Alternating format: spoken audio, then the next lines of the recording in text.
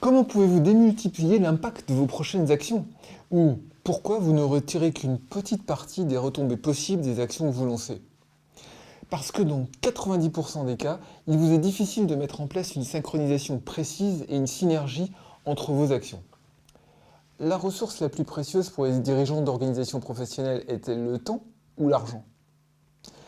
Les crises économiques successives ont fait que l'argent ne coule plus à flot au sein des OP, et la plupart sont sujettes à des restrictions budgétaires contraignantes.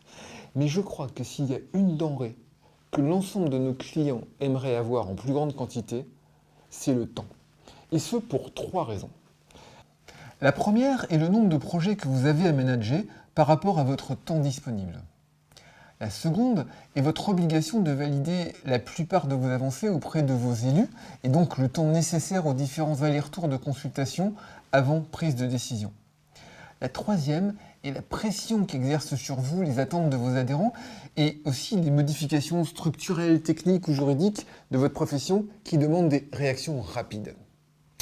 Le résultat peut être visualisé par deux échelles de temps, parallèles mais malheureusement pas forcément synchronisées. La première échelle de temps est représentée par le planning des événements que vous avez programmés pour les mois ou pour l'année à venir. Et comme la logistique de l'organisation d'événements est lourde, vos équipes savent programmer à l'avance vos événements et toutes les tâches préparatoires associées. Et la seconde échelle de temps est plus aléatoire. On pourrait y représenter l'ensemble des projets de votre organisation professionnelle avec une première borne positionnée sur la date de démarrage de votre réflexion et une seconde borne positionnée sur la date de mise à disposition de votre nouveau service ou produit pour vos adhérents.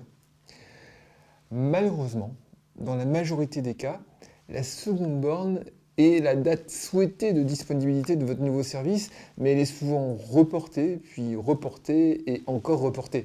Et la raison vient rarement de vos équipes ou des équipes de vos prestataires, mais beaucoup plus souvent, tout simplement, de la difficulté à évaluer le temps nécessaire au processus de validation et de prise de décision entre vous et vos élus. Cela donne donc une seconde échelle de temps où la sortie des différents projets est positionnée dès que possible, avec une grande difficulté de pouvoir procéder à des lancements précis.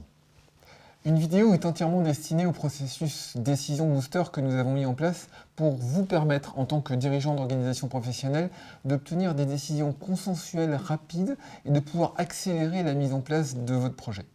Ce process décision booster permet de pouvoir prévoir la mise à disposition des nouveaux services sur lesquels vous travaillez avec la même précision que celle des lancements marketing utilisés dans le secteur privé.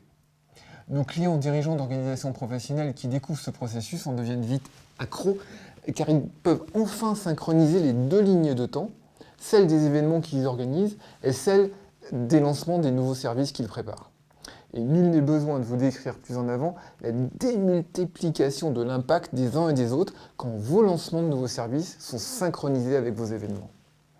Si vous désirez multiplier l'impact à la fois des services que vous lancez et des événements que vous organisez pour vos adhérents, uniquement en travaillant sur le sequencing de synchronisation et de communication, posez-nous votre question ci-dessous.